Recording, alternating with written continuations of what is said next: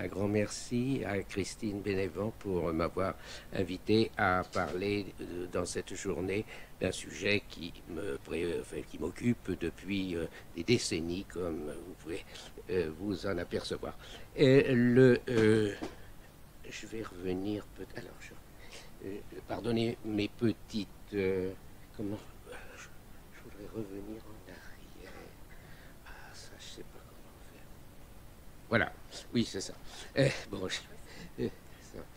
je m'occupe plus particulièrement des catalogues régionaux des incunables des bibliothèques de France, qui est une publication toujours en cours, et ce qui peut vous suggérer que j'ai le nez penché sur les objets les uns après les autres, plutôt, ce qui n'empêche pas d'avoir une vue un peu plus générale au terme des recherches, mais que cette présentation est partie, si on peut dire, de cette vision microscopique de l'incunable. Et donc cette figure tutélaire et de Gutenberg, qui est évidemment une reconstitution du 19e siècle. Voilà. Qu'est-ce que l'incunable? C'est pour vous en donner, c'est une datation tout à fait arbitraire, puisque ce sont les livres et tous les imprimés, en fait, livres et feuillets. Et feuilles, ça peut aller de la lettre d'indulgence aux 7 ou 8 volumes d'un commentaire sur le droit canonique. Donc toutes les entrées sont prises en compte, et la période, c'est 1453-5, on est toujours dans des incertitudes sur les premiers imprimés de Mayence, et jusqu'au premier jour de l'année 1501. Voilà. Enfin, au dernier jour de l'année 1500, et le dernier jour de l'année 1500, c'est pas toujours le même partout, ce qui fait qu'il y a des distorsions parfois dans la datation d'un livre. Il appartient pour nous au XVIe siècle, mais il appartient dans nos catalogues au XVe. Pour la France, c'est ce qui nous apparaît le plus fréquemment dans les bibliothèques aujourd'hui, c'est le style de Pâques, entre le 22 mars et le 25 avril. Donc entre avant le 22 mars pour certaines années, on est encore au XVe siècle, pour d'autres avant le 25 avril, et dans d'autres pays par contre, un livre qui paraîtra le même jour, d'une manière du calendrier universel, est daté apparaît ou n'apparaît pas dans nos catalogues. Du point de vue formel, les incunables et les livres, ce qu'on appelle les post-incunables, sont parfois extrêmement voisins, extrêmement proches dans leur facture, soit pour leur archaïsme, soit au contraire dans d'autres centres typographiques pour leur modernité. Oh ben là, je me trompe. Voilà. Un petit tour, une petite vue générale de l'Europe autour de 1500, avec les zones, les grands États ou petits États qui sont qui se partagent cet espace. Là, il y en a de très grands et de plus petits, les principautés italiennes, notamment les villes qui apparaissent ici, sont aussi par des centres typographiques peuvent être des centres typographiques particulièrement importants. Alors ici, c'est la carte des villes dans lesquelles ont existé, soit de manière éphémère, soit de manière permanente, les premiers jusqu'en 1470, les premiers ateliers typographiques. Donc Mayence 1453, bien sûr, Bamberg 57, Strasbourg en 60, vous voyez, c'est le monde germanique, toujours le monde germanique. Bondeno, point d'interrogation, parce qu'il est possible qu'il y ait eu un petit atelier tout à fait éphémère, mais ça avec un grand même point d'interrogation. Ensuite, Eltville, donc tout proche, la banlieue, on peut dire, de Mayence. Cologne 65, toujours la vallée du Rhin. Subiaco, 1465, c'est une abbaye dans laquelle s'établissent deux typographes germanique, Konrad Sveinheim et Arnold Panartz. C'est le moment de rappeler et d'indiquer que l'exportation de l'art typographique se fait essentiellement dans ces premières décennies avec des spécialistes originaires de Mayence, du moins du monde germanique, hein. Que ce soit dans l'Italie, que ce soit en Allemagne et dans le monde germanique lui-même, mais comme on va le voir aussi en France. Ensuite, on a Rome, 1400, ce sont les mêmes qui passent de Subiaco à Rome, hein, et abandonnant donc la grande abbaye bénédictine pour produire de grands volumes dont on pourrait croire qu'ils se sont vendus comme des petits pains, pas du tout. Leur magasin était plein de volumes, ils s'en plaignent au pape en disant qu'il leur a vendu, leur coûte un prix fou, et demandant des subventions pontificales pour les 275, je crois, exemplaires de chacune, il donne le chiffre, de chacun des tirages de ces gros volumes. C'est vrai que ce sont des in-folio particulièrement remarquables du point de vue de la typographie, du point de vue du support du papier, qu'ils ont bien du mal à débiter. Ensuite, on a Augsbourg, 1468, on revient dans le monde germanique, et Venise, 1469. Et là, ça va être à partir de cette date une explosion typographique sans précédent, comme on va le voir tout à l'heure par une courbe. Nuremberg, 1469, grand centre typographique dont nous aurons l'occasion de reparler. Paris, 1470, avec quelques... nous allons voir ça tout de suite. Trois typographes germaniques, là aussi, et un promoteur, Guillaume Fichet, qui lui est savoyard. Bâle, 1470, Béron-Münster, 1470, et puis deux petits centres italiens, Foligno, 1470 aussi. Vous voyez, l'année 70 est particulièrement riche en création d'ateliers, mais avec des productions extrêmement différentes. Et Trevi, même année. Voilà.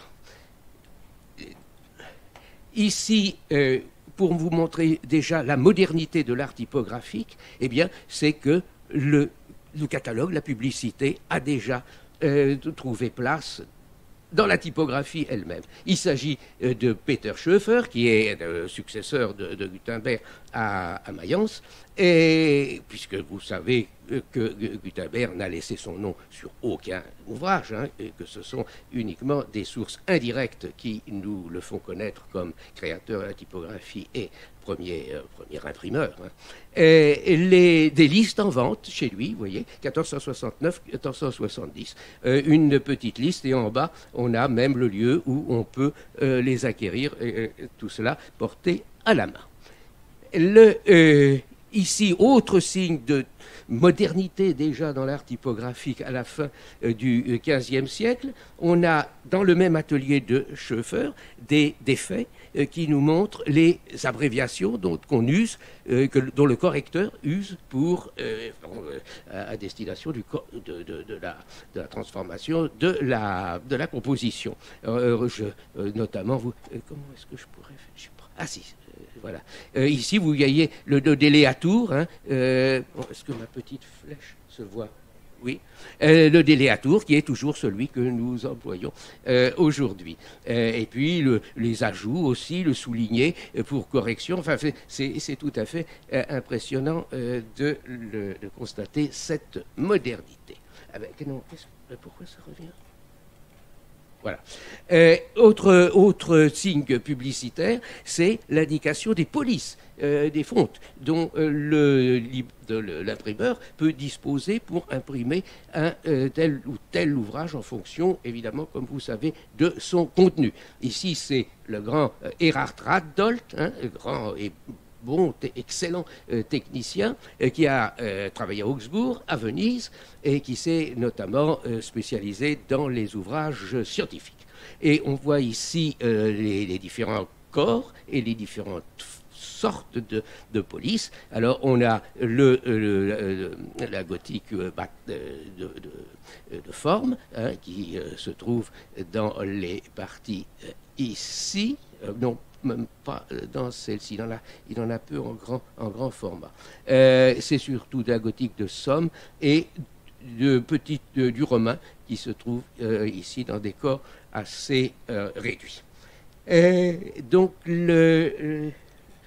et maintenant, un petit coup d'œil très rapide sur le nombre de la production, l'intensité, le volume de production de livres imprimés au XVe siècle dans les différentes... Venise l'emporte sur toutes les autres.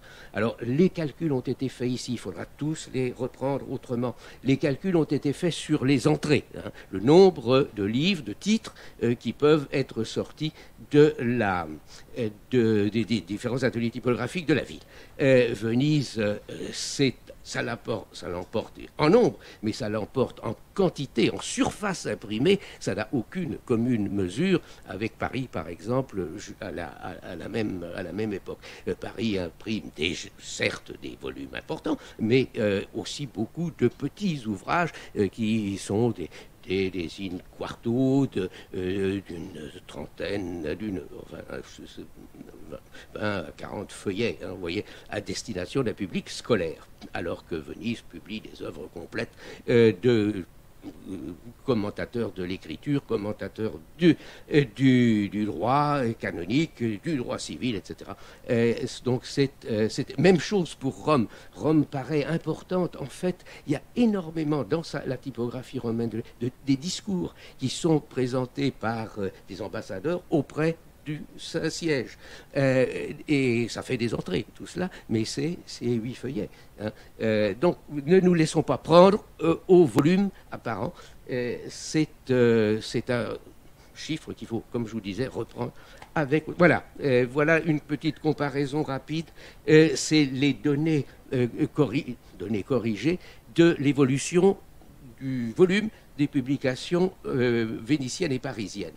Paris étant en bleu, vous voyez, ça donne l'impression aux alentours de 1495-96 de dépasser Venise et puis de replonger un petit peu et de rattraper Venise à la toute fin du siècle, en 1499. Le grand essor parisien, ça sera, comme on sait, le XVIe siècle, hein, la première décennie du XVIe siècle, qui va là prendre progressivement le pas sur toutes les autres métropoles, capitales typographiques de l'époque. Voilà le colophon du premier livre imprimé à Paris, les Epistolae, de Barzisa, un maître d'école italien, qui fait des modèles de lettres pour les petits étudiants enfin déjà grands étudiants, qui se familiarisent avec la bonne prose latine. Et à la fin, au colophon de ce volume, il y a ce poème qui est dédié à Paris, hein. Comme le soleil, tu répands sur le monde, ô Paris, cité royale, mère des muses, les lumières de la science, daigne accepter en récompense cet art d'écrire presque divin qu'inventa la Germanie. Voici le premier livre créé et composé sur la terre de France et jusqu'en ta maison. Les maîtres qui l'ont imprimé, Michel, Ulrich et Martin, en feront encore d'autres. Voilà. Donc la première production parisienne est à destination scolaire et ce sont essentiellement des petits livres d'auteurs, soit d'humanistes contemporains, soit d'auteurs classiques, Cicéron par exemple. Alors les trois personnages en question, comme vous le voyez, ce que je vous disais tout à l'heure vaut pour Paris et ils sont d'origine germanique puisque c'est Friburger de Colmar, Gering de Constance et Krantz de Strasbourg. Ils auront des destinées différentes, Gering devenant un grand imprimeur, les autres disparaissant du panorama typographique de la capitale. Voilà, donc vous voyez le caractère, mais on vous reparlera de cela, le caractère qui est un caractère romain, hein, avec les abréviations habituelles, mais un caractère romain. Maintenant, quelle est la structure de la page du volume de l'incunable, la structure formelle? Eh bien, j'ai pris comme exemple un moyen ouvrage qui est un livre de droit, les commentaires sur les décrétales du pape Innocent IV. Donc on est au XIIIe siècle. Et le commentaire publié d'ailleurs peu de temps après l'ouvrage, enfin les décrétales elles-mêmes, et vous voyez que le livre sert encore très longtemps en même temps de carnet de notes. Il doit être complété par le propriétaire, par le lecteur, par l'utilisateur, en lui ajoutant par exemple, eh bien comme ici, une table du contenu qui apparaît autour du titre.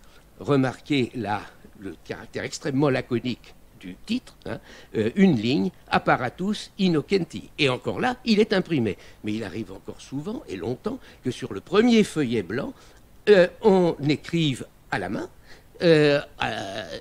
avec au crayon bistre en général, ce titre, apparatus innocenti, et puis l'information sur le volume lui-même est ailleurs. Où est-elle ? Eh bien, elle est à la fin du volume, avec ces trois éléments que j'ai distingués ici, c'est-à-dire le colophon, mais ça, le colophon, il remonte, comme on sait, au manuscrit, c'est-à-dire les indications que le copiste porte sur la façon dont il a travaillé, le lieu, le temps qu'il y a mis et la peine qu'il peut y avoir prise. Ici, on a dans la première colonne, en bas de la première colonne, apparatus, domini, etc., ce qu'on a vu tout à l'heure, c'est lieu d'impression, nom de l'imprimeur, et qui est la date ici sous la forme moderne, c'est-à-dire une forme mois et jour. Très fréquemment, on a la forme latine, les ides, les calendes et les nonnes. Il est suivi en haut, dans la deuxième colonne, du registrum, c'est-à-dire du registre des signatures, où vous voyez 4 débuts de ligne qui sous l'alphabet, ABCD, etc.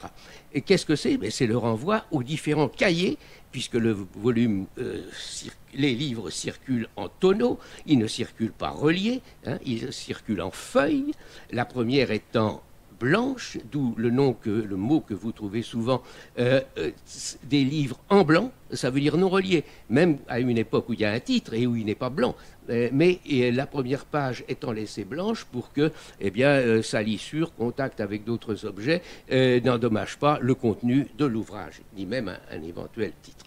Et donc, le livre est composé de cahiers qui sont chacun formés d'un certain nombre de feuillets.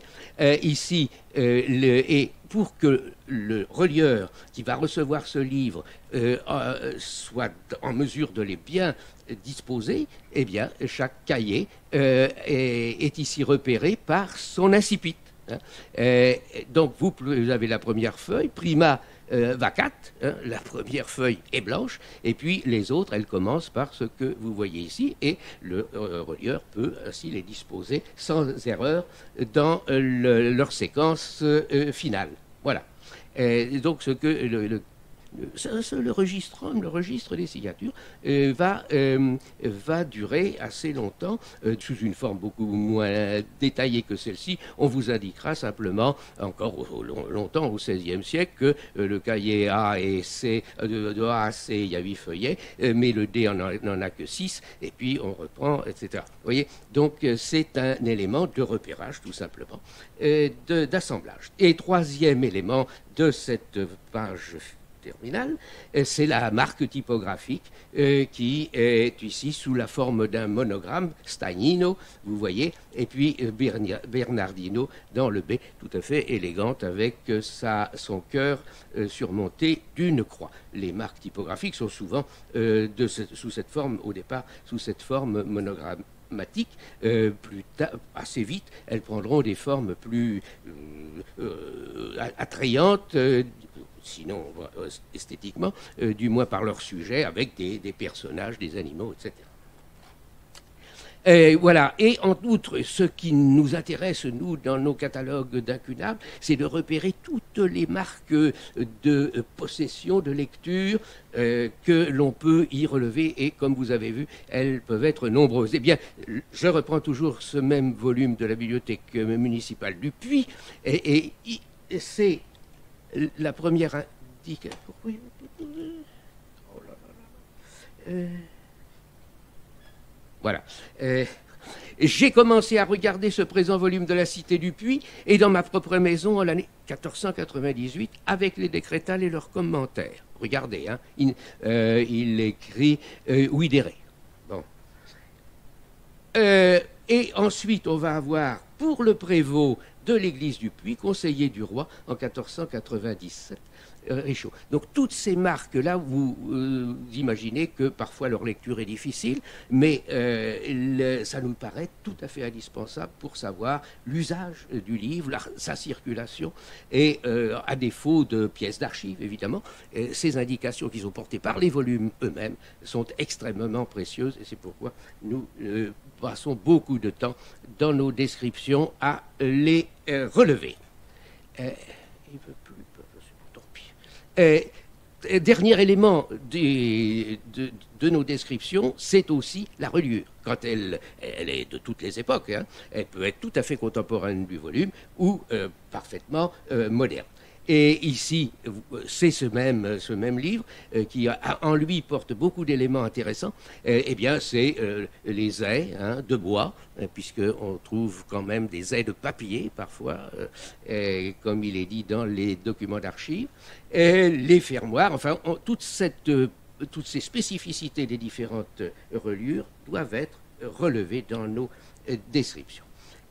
Sur la gouttière, c'est-à-dire la marge longue, le titre apparaît, ce qui nous donne une dernière information intéressante, c'est que quand ils sont posés sur une tablette, ils sont d'abord posés à cette époque encore généralement de manière horizontale, et c'est la tranche, c'est pas le dos qui est visible par l'utilisateur, c'est la tranche.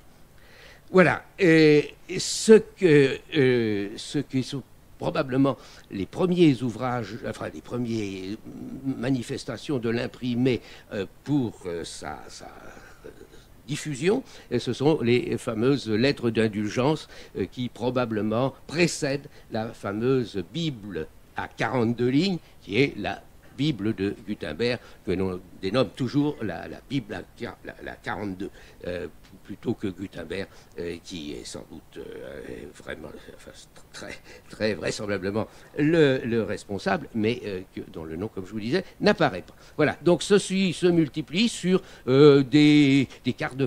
parfois sur du vélin ou sur du parchemin, généralement sur du papier, et qui fait un quart de feuille, hein, un quart de feuille grand format.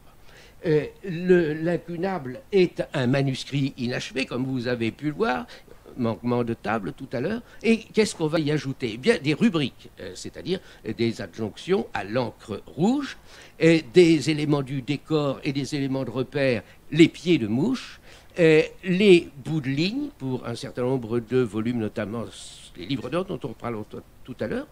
Et puis, alors, quand on a un décor un peu plus poussé, des antennes, des encadrements, des initiales qui peuvent être ornées simplement de motifs floraux ou végétaux ou historiés, des gravures qui sont rehaussées, qui sont des gravures sur bois en général, et qui ont des rehauts. Et puis, on va voir un exemple tout à l'heure d'un manuscrit d'un incunable, pardon, qui a subi différentes transformations, le Tristan de Châteauroux, de la bibliothèque municipale de Châteauroux. Et, voilà.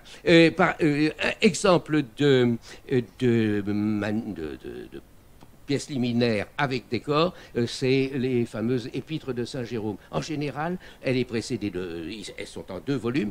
Chacun des volumes est précédé par une préface, et cette préface est elle-même quand elle est décorée, ornée de 2 moments de la vie de Saint Jérôme.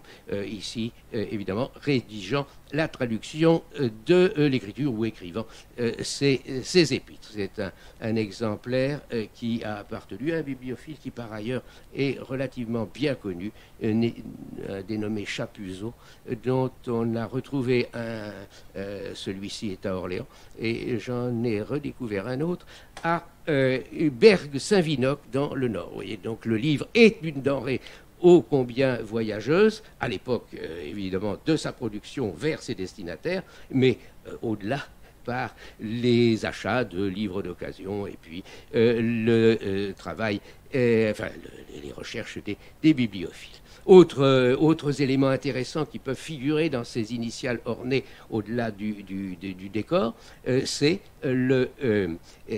les armoiries.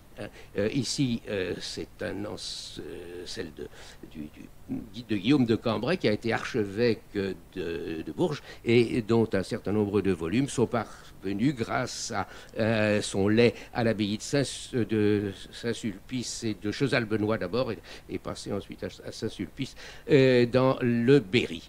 Voilà, donc être bien attentif et puis au décor qui est extrêmement soigné et qui vous ramène au manuscrit. Hein.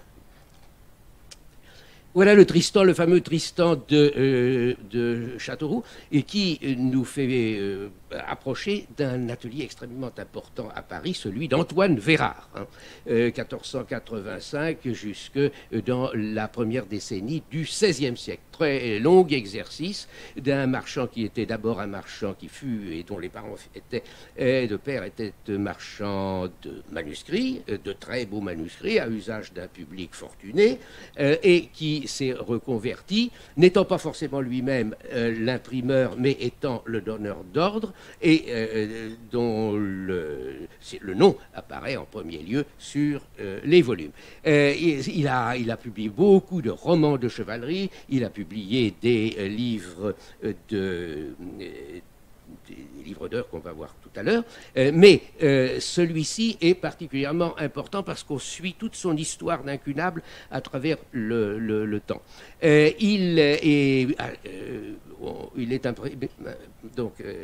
possédé par Nicolas Moreau, seigneur d'Auteuil, à la fin du XVIe siècle. Donc déjà, il est repéré un petit siècle après par les bibliophiles. Et puis, il va avoir, à partir de là, il va passer à travers différentes mains.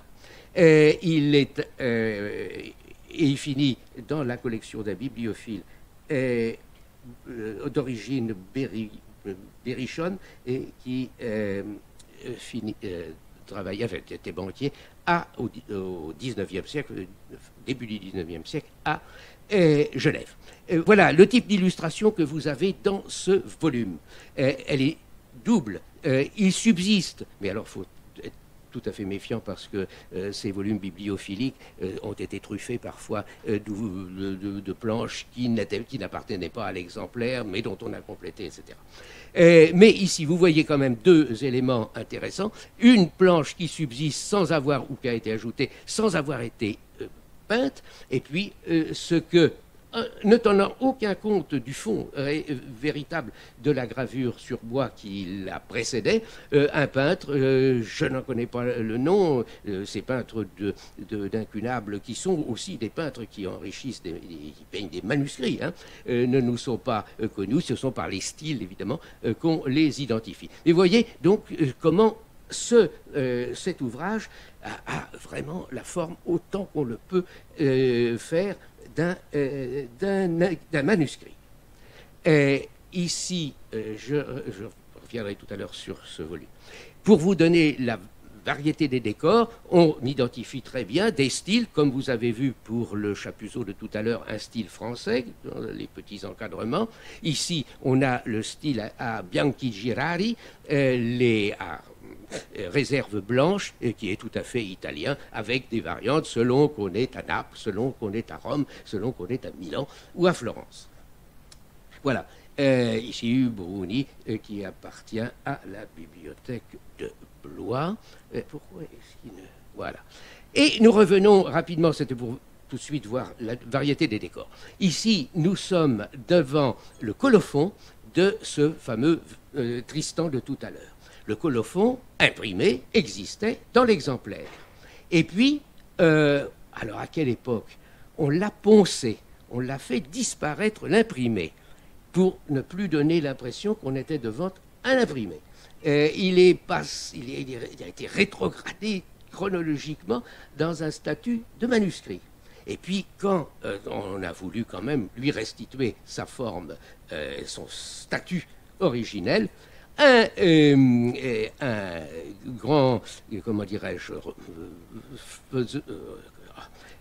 copiste, et qui s'appelait Tross, Edwin Tross sans doute, a reproduit à la main, en suivant très exactement le colophon original d'un autre exemplaire, a reproduit ce colophon. Et on retrouve ici, donc, le Tristan, fils du noble roi Méliadès de Léonois, imprimé à Paris par Antoine Vérard, libraire, demeurant sur le pont Notre-Dame, à l'enseigne Saint-Jean l'Évangéliste, ou au Palais, puisqu'il avait aussi une boutique à cet endroit-là, ce grand libraire qui, évidemment, cherchait une clientèle plutôt fortunée, au premier pilier devant il a écrit devant la chapelle, évidemment c'est devant la chapelle où on chante la messe de Messeigneurs de Parlement. Voilà, donc vous voyez l'histoire de ce volume un peu extraordinaire, il faut le reconnaître.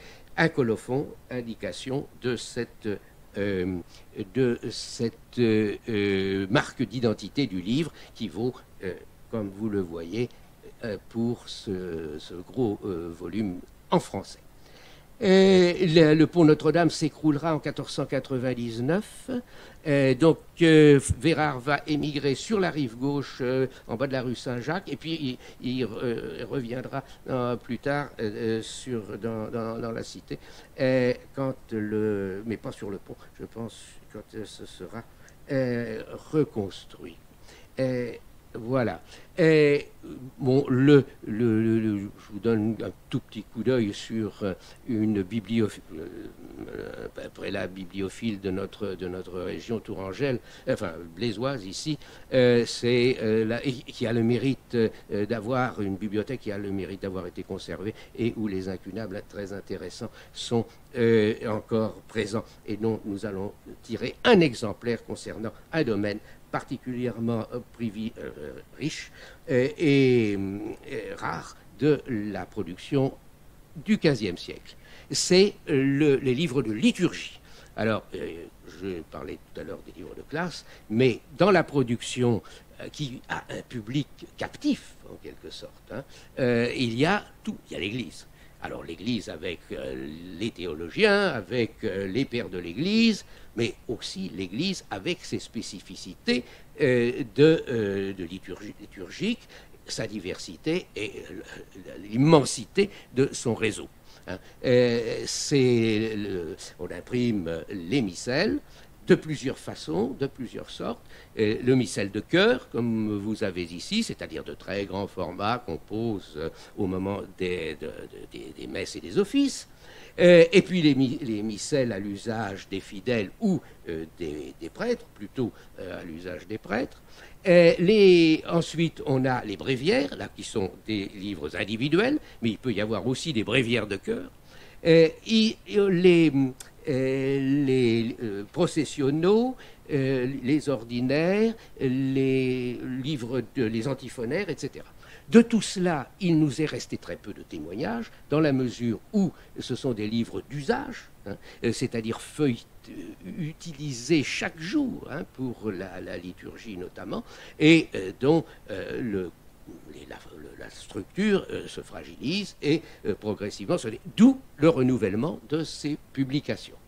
Je vous montre ici donc un missel de chœur parce que il est tout à fait il est exceptionnel chez nous et il est en effet destiné à l'Église espagnole. C'est le missel mozarabe avec une liturgie tout à fait particulière qui a été imprimé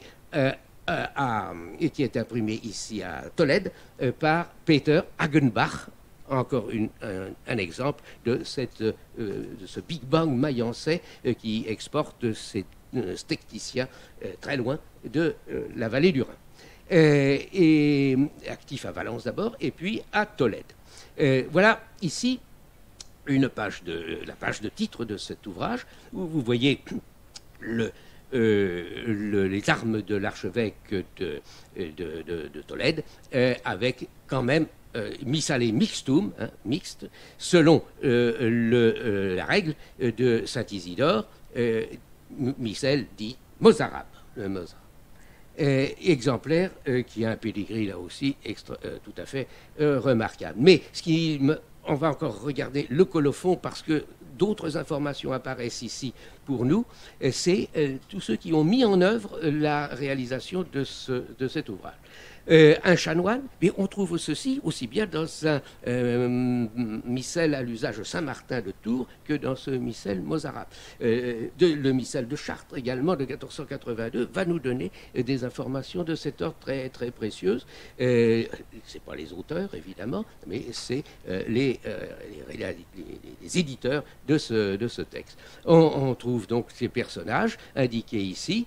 Un chanoine de Tolède, éditeur scientifique, si on peut dire, Francisco Ximénez, archevêque de Tolède, donneur d'ordre, Melchior Goricio, le marchand qui finance, puisque nous sommes, comme dans le cas de Vérard tout à l'heure, dans un système un peu double, ou parfois double encore, des imprimeurs qui sont en même temps leurs éditeurs et qui sont les réalisateurs matériel de l'œuvre, mais dans des ouvrages de ce poids, il faut des financements importants. Et les financements importants, ce sont des marchands, parfois, dont le nom apparaît, parfois dont le nom même n'apparaît pas, mais dont on sait par des pièces d'archives qu'ils ont financé l'entreprise, et puis le technicien lui-même, qui fait preuve ici dans ses ouvrages de liturgie, avec double passage sous la presse, puisqu'il y a du texte en noir et du texte, cette page-là est uniquement, le colophon est uniquement en rouge, mais à l'intérieur du volume, comme on va le voir, il y a du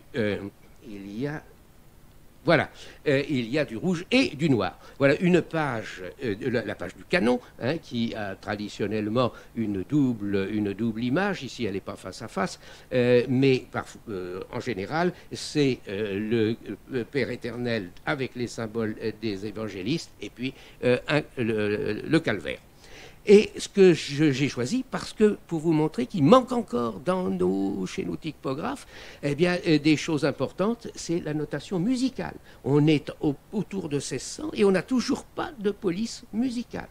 On peut faire des suites de lignes, ça c'est faisable, mais on n'a pas la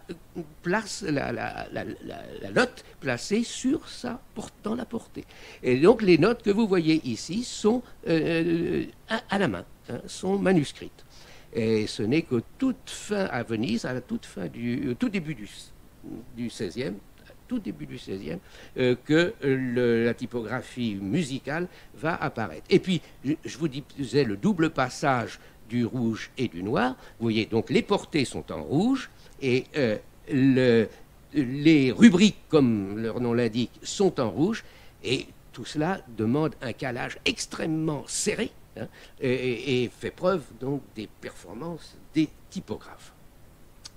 On a dans ces ouvrages, parmi cette production typographique, des choses tout à fait intéressantes et diverses. Je vous ai montré des ouvrages en latin. Il y a quand même des ouvrages en langue vulgaire, le Tristan en est un, mais de beaucoup plus modeste, beaucoup plus petit format, et notamment à Paris, celles qui sont produites par le nommé Le Caron, Pierre Le Caron, qui, contrairement à tous ses collègues qui travaillent sur la rive gauche ou dans l'île de la Cité, je dis qu'il y a deux axes perpendiculaires dans la typographie parisienne du XVe et du XVIe siècle. Un axe est-ouest qui va du parvis de Notre-Dame jusqu'au palais de justice, dans l'île de la Cité, et qui serait en gros l'axe français, hein, l'axe où les typographes et les libraires produisent des ouvrages en langue vulgaire. Et puis la montagne Sainte-Geneviève, le quartier latin, qui lui a pour axe en majeur la rue Saint-Jacques, mais aussi la rue de la Harpe et puis toutes les rues avoisinantes, et qui recèle un nombre considérable de libraires et d'imprimeurs, et qui, eux, ont encore, pas exclusivement, hein, tout ce que je dis là n'est que grossier, mais qui ont le latin comme langue d'édition. Hein. Voilà. Mais notre Pierre Le Caron est intéressant parce que il nous montre que déjà la page de titre est là, hein, est présente. On sait le nom de l'auteur et on sait le titre de l'œuvre dans des dispositions qui sont pas. Mais là, on est à 1489 quand même, donc une décennie avant la fin du siècle. Et puis, vous regardez donc la marque typographique du colophon où elle était a émigré vers la page de titre, hein, ce qui est quand même un point important. Parfois, subsiste, apparaît à la page de titre le libraire et à la page, au colophon, la marque typographique de l'imprimeur. Voilà. Mais encore, on a la subsistance du colophon. Si finit le Grand Testament et le petit de mettre son codicille par Pierre Le Caron, voilà, demeurant à la rue de la Juiverie. La rue de la Juiverie est devant le palais de justice, le palais royal, où à la première porte du palais, à l'intérieur du palais, il a un petit ouvroir qui se situe sur, en général, des marches qui donnent accès aux salles d'audience ou de jugement. Et la même chose se trouve à Rouen, au palais de justice de Rouen, où l'escalier, le grand escalier qui donne accès à la salle principale du palais, au premier niveau, enfin au deuxième niveau, plutôt au premier étage, est occupé par, semble-t-il, dès le XVe siècle, à la fin du XVe siècle, par des libraires qui sont à Rouen, alors eux, au portail des libraires, vous voyez, c'est pour un petit coup d'œil sur ces localisations, qui sont au portail des libraires, c'est-à-dire le portail nord de la cathédrale Notre-Dame, qui s'appelait, qui s'est toujours appelé le portail des libraires, et dont les petites échoppes étaient louées par les chanoines aux artisans et aux commerçants du livre. Voilà, donc la diversité, et puis ailleurs, ce sont des boutiques qui donnent sur les rues de la ville en question. Une d'autres spécificités, alors j'ai parlé du livre liturgique, à Paris va se développer, ailleurs aussi, mais essentiellement à Paris, l'impression des livres d'heures. Alors le livre d'heures, c'est destiné aux laïcs, hein. Ceci est non plus comme les missels ou bréviaires pour les ecclésiastiques, mais pour les laïcs. Alors, je vous ai donné très rapidement ce en quoi consistait la structure du livre d'heures. L'homme anatomique, l'almanach, je ne connais pas, l'almanach, oui, le calendrier, des extraits des évangiles et des récits de la Passion, et la Passion selon saint Jean. Voilà, ça c'est une structure à peu près intangible et permanente. Et puis après, il y a des heures spécifiques. Il peut y avoir les heures de la Vierge, heures de la Croix, heures du Saint-Esprit. Tout cela au fil de la journée, heures, prières, récitations, etc., qui sont censées être dites par le fidèle à chacune de cette heure de prime. Mais bon, pour les laïcs, c'est peu respectable, jusqu'à compli, hein, tout couvrant toute la journée en passant par tierce, sexte, etc. et nonne. Voilà. Et puis, donc, des offices qui sont liés à un certain nombre de points du rituel, les psaumes de la pénitence, hein, des litanies de saints, l'office des morts, et puis des offices, notamment autour, avec le développement du culte de la Vierge, autour de, de Marie. Voilà, donc ça va commencer. Le premier que l'on ait, c'est 1485, comme je vous disais tout à l'heure. On va le regarder. Voilà, 1485, septembre 1485, par ce même Vérard, qui saisit là un marché. Il y avait des livres d'heures, comme vous le savez, un manuscrit somptueux, extraordinaire, etc. Mais là, c'est un type de livre qui va se développer, qui va avoir une poussée fabuleuse grâce à l'imprimerie.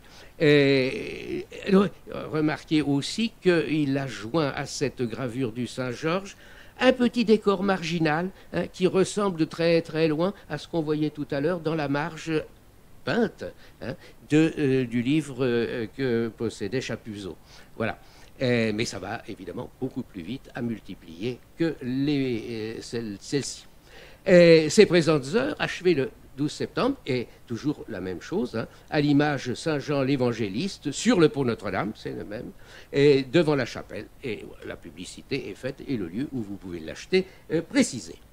Voilà, donc ça va, les livres d'heures, leur âge d'or, disons, va être pour les imprimer, 1485-90, il nous en reste très peu évidemment, puisque c'était censé être compulsé 6 ou 7 fois par jour et par nuit par les propriétaires.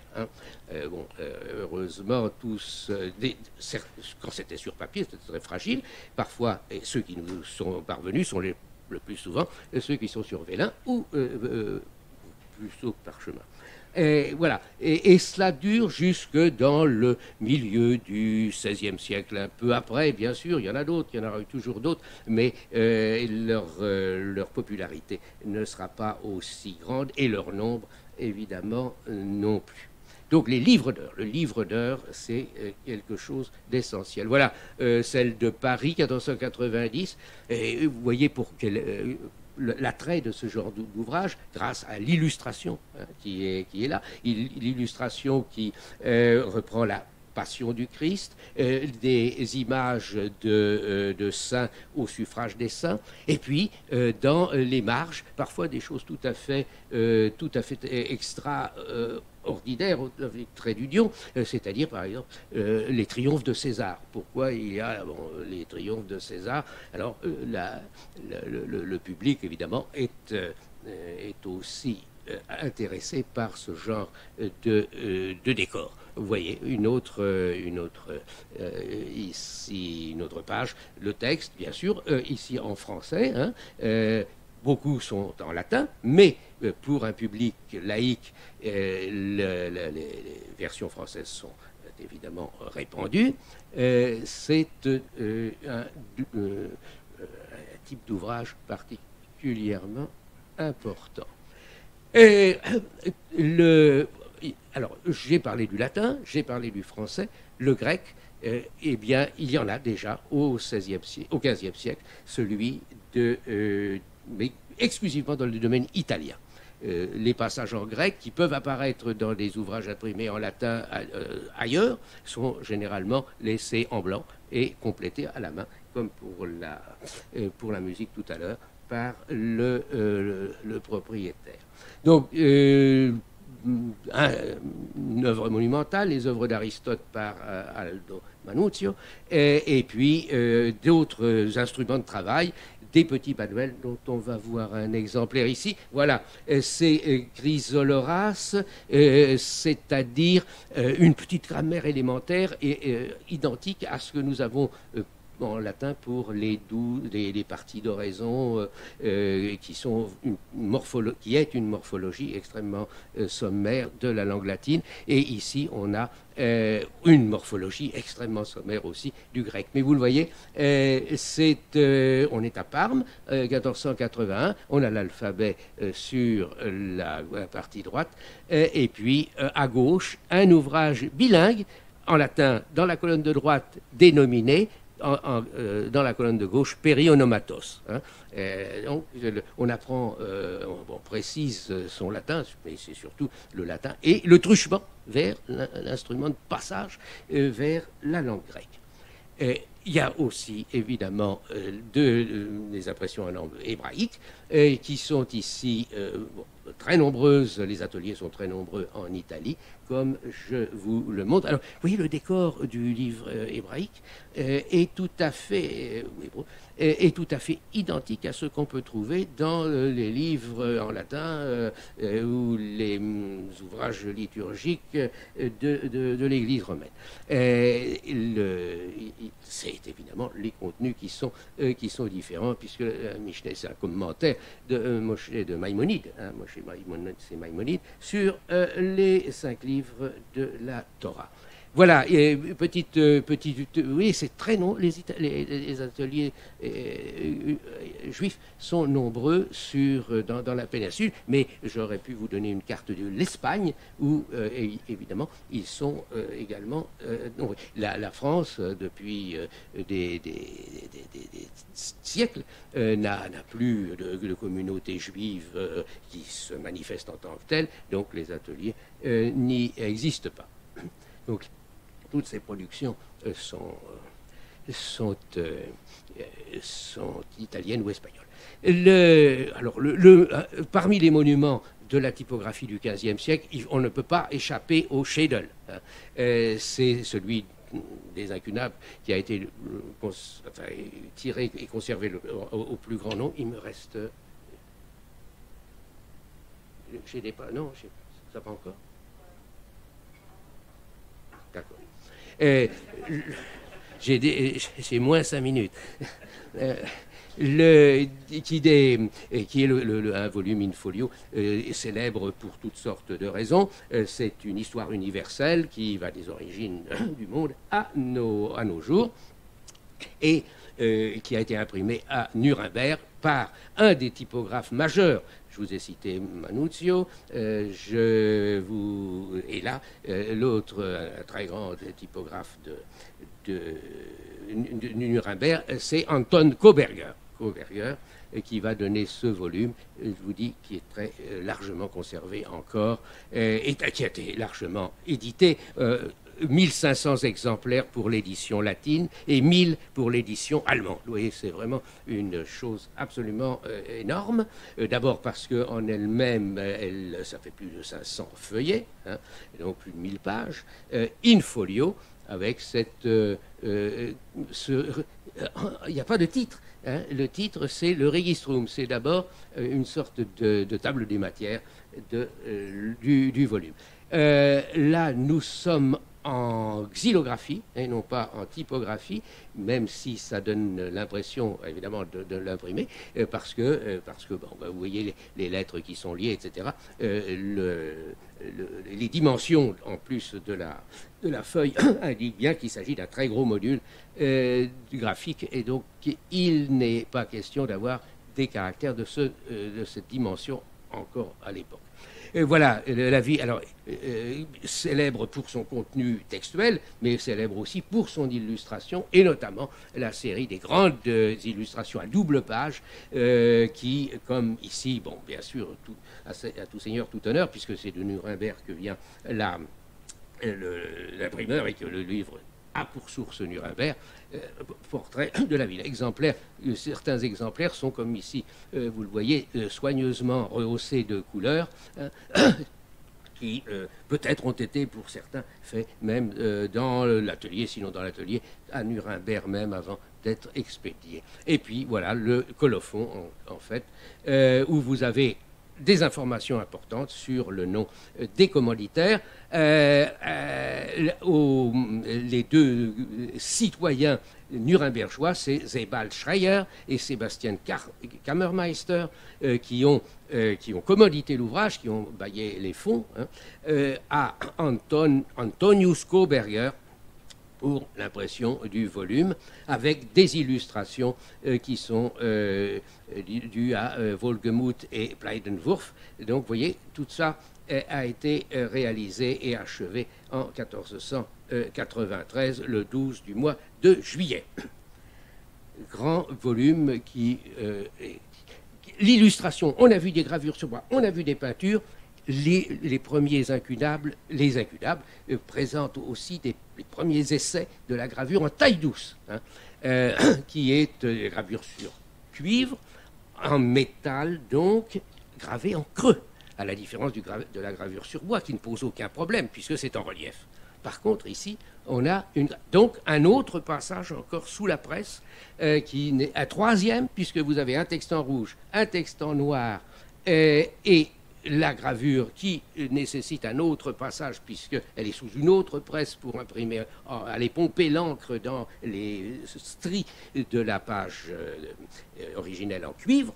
Et donc, vous voyez, ça, c'est... je m'étonne, d'ailleurs, je n'ai pas trouvé qu'il soit numérisé. C'est étonnant qu'un pareil monument, une rareté insigne, ce Boccace de Bruges, chez Collard Mention, 1472, on me contredira peut-être, je n'en ai pas... j'ai pas trouvé accès à une belle numérisation. Voilà, alors je reviens quand même très vite. Vous voyez, ici, c'est l'offrande du livre, hein, ce thème absolument récurrent dans l'illustration. C'est l'auteur qui offre à un dignitaire, ici au pape, qui offre son ouvrage. Pas au pape lui-même, mais un intermédiaire en quelque sorte, qui va le transmettre au souverain pontife.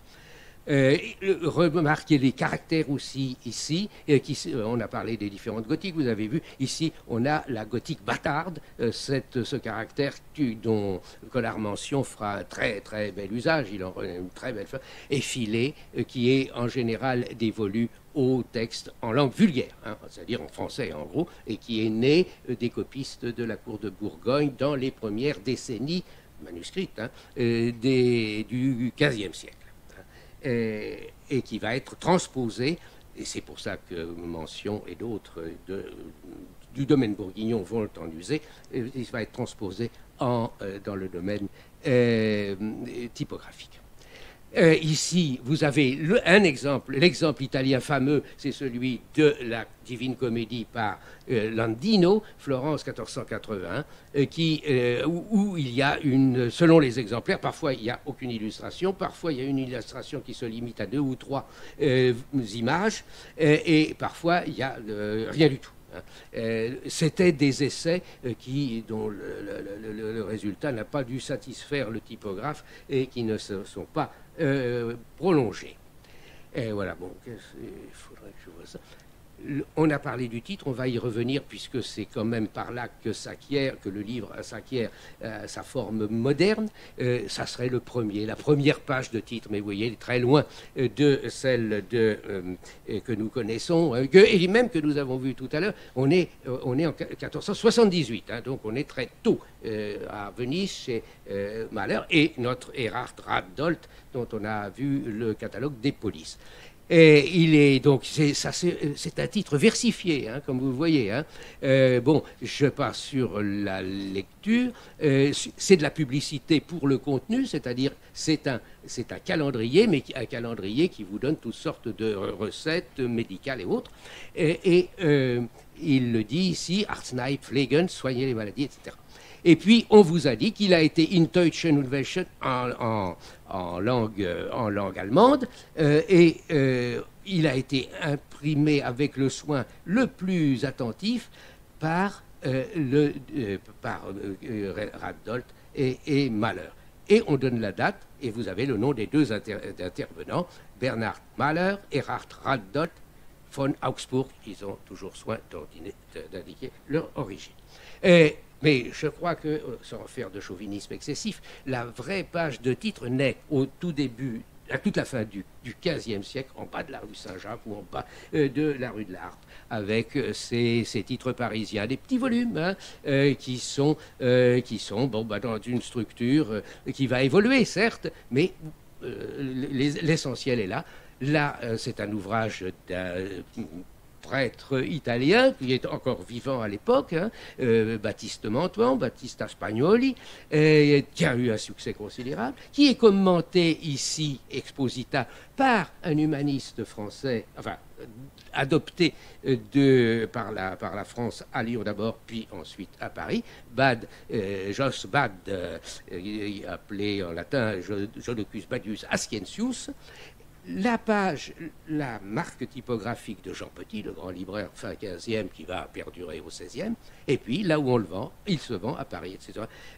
Intéressant, c'est assez amusant, au Lion d'Argent, sous l'enseigne de la Harpe, et près du Pont Saint-Michel, chez Alane multicolore, Asino diversicoloré, vulgaritaire, Alane rayé. Voilà là où vous n'avez pas de chance, de risque de lui échapper.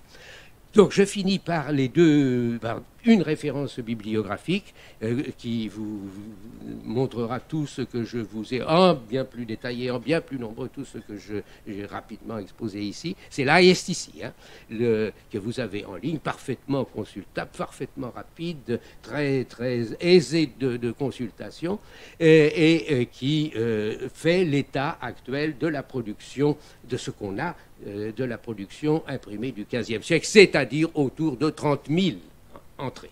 Je ne vous ai pas donné ce chiffre. Autour de 30 000 entrées. Évidemment, il faut ajouter à cela tous les exemplaires toutes les éditions dont on a des traces et qui ont disparu, et puis toutes celles dont, statistiquement, on peut supposer qu'elles ont disparu parce que il reste un exemplaire d'une édition ou de deux éditions et que c'était un succès de librairie et il a dû y avoir d'autres éditions.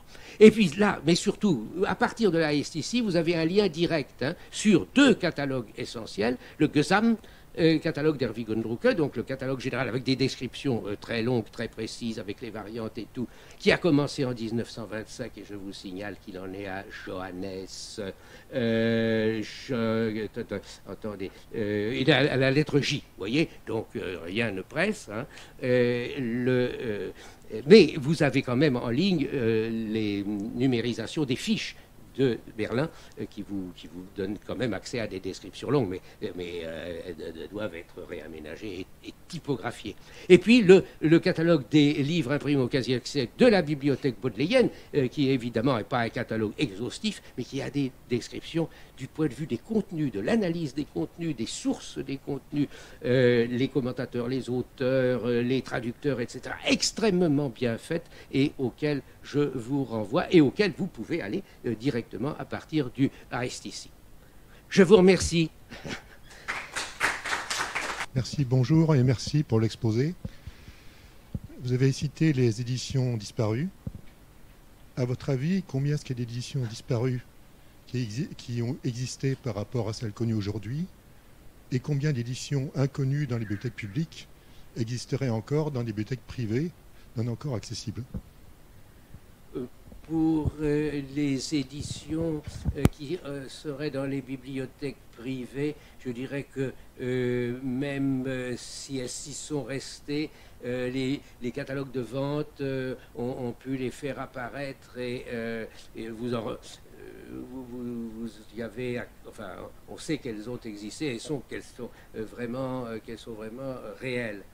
Mais alors pour ce qui est, il faudrait des statisticiens de haut rang, de haut niveau pour nous dire qu'en fonction de telle édition qui a été conservée à 2 exemplaires, la suivante, du même texte, j'entends, la suivante à 1 exemplaire, la troisième connue à 3 exemplaires, combien d'éditions inconnues disparues ont quelques raisons statistiques d'avoir existé. Voilà. Mais vous voyez, on ne peut vraiment pas savoir. Parfois, on le sait, parce qu'il se réfère à une édition qui n'est pas là, qui n'est plus là, dont on n'a aucun témoignage, et l'éditeur suivant dit qu'elle s'y est référée. Mais alors là, vraiment, s'il y a parmi vous des idées sur la possibilité de tracer ces éditions disparues, c'est vraiment très... je serais preneur. Mais on a toujours l'impression qu'il y en a, forcément, puisque puisque celle qui est... Et c'est un point d'ailleurs qui, dans les numérisations actuelles, que j'aimerais bien voir apparaître, c'est un programme international qui, précisément de ces éditions à exemplaires uniques, fasse un programme précisément de numérisation. Un exemplaire est conservé en Amérique, un autre en France, à 2 lieux de France, un troisième en Grande-Bretagne. Et je pense, j'ai une fixation sur Pierre Maréchal et Barnabé Chaussard, qui sont deux imprimeurs lyonnais de la fin du XVe et un petit peu du XVIe siècle, qui ont imprimé des petits textes en français, pas forcément très spectaculaires quant à leur contenu, mais des raretés, puisqu'il y a un exemplaire connu. Il faudrait vraiment mettre en place un programme qui nous les... rassemble ces éditions et nous donne tout ce qu'on peut avoir. Ça, c'est une sauvegarde d'une part, et puis intéressant évidemment scientifiquement. C'est une parenthèse que votre question a fait naître. Si je puis ajouter rapidement à cela, en effet, il y a déjà eu donc une tentative de créer un projet international à St Andrews avec donc the Mellon Foundation, une fondation américaine, pour repérer les ouvrages les plus uniques, si je puis dire, les moins bien conservés, pour être précis, et dans ces cas-là, d'en recommander la numérisation. Dans certaines bibliothèques, ça a eu un effet immédiat. Certaines bibliothèques ont entrepris immédiatement donc, de numériser ces éléments-là. Le problème dans tous ces grands projets internationaux, comme tu le sais très très bien, c'est que l'adhésion des bibliothèques et de tout le monde est toujours compliquée, et surtout les moyens sont en général pas là pour poursuivre derrière. Et entre les recommander la numérisation et le fait qu'ils les numérisent, il y a toujours malheureusement un temps de latence. Oui, merci Malcolm. C'est pour ça qu'autour d'un thème, voilà, ça serait peut-être, disons, vous avez ici à Valence, à Valence dans la Drôme, un Barnabé Chaussard unique. Voilà, et stimulé par cet aspect-là. Et puis vous n'êtes pas seul parce qu'on va constituer une base de ces unicats de Chaussard et Maréchal. Évidemment, c'est très aujourd'hui, d'autant que ce sont en général des petites plaquettes dont la numérisation ne nécessite pas forcément une mise en œuvre technique absolument extraordinaire. On arrive déjà, on aurait l'image, on a l'image. Et je suis toujours sensible aux bibliothèques disparues, étant quelque peu tourangeau, dont les incunables, qui étaient autour de, je sais pas, 300 ou 400, sont partis en fumée le 19 juin 1940. Oui. Il en est resté une trentaine, dont la moitié dans un recueil factice. Donc, vous voyez, la sensibilité à sauvons au moins une image de ça est toujours sans. Est-ce qu'il y a d'autres questions? Oui. Yoran.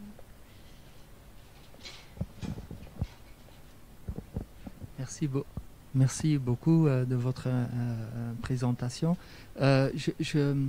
Par curiosité, je me demande, vous avez montré les bordures très riches oui. sur le livre hébreu là. Oui. Alors, ça m'a beaucoup frappé et je me demande, est-ce que c'est très courant, une telle richesse de bordure, ou c'est plutôt exceptionnel? J'ai eu très peu l'occasion de rencontrer, vous comprenez, en France, de livres en hébreu. Hein, et mais c'est peut-être un pluriel qui se monte à deux. Non, pas ce décor, hein, du tout. Ils sont extrêmement sobres. Mais les quelques, il faut regarder. C'est ici, hein, au livre hébraïque, et vous aurez en ligne. Je crois qu'il y en a pas mal. Il me semble qu'ils sont très modestement décorés. Hein, qu'il n'y a pas de. Mais cet exemple m'a paru frappant pour l'adoption par les typographes de modèles tout à fait occidentaux, hein, pour l'époque. Mais c'est sans doute une exception. Hein. C'est sans doute une exception dans son ampleur. Et sa richesse. Ok, merci. D'autres questions? Dans ce cas, je vous propose de prendre une Merci à vous. pause de 10 minutes, un quart d'heure. Donc voilà, les cafés et les gourmandises sont disponibles juste là.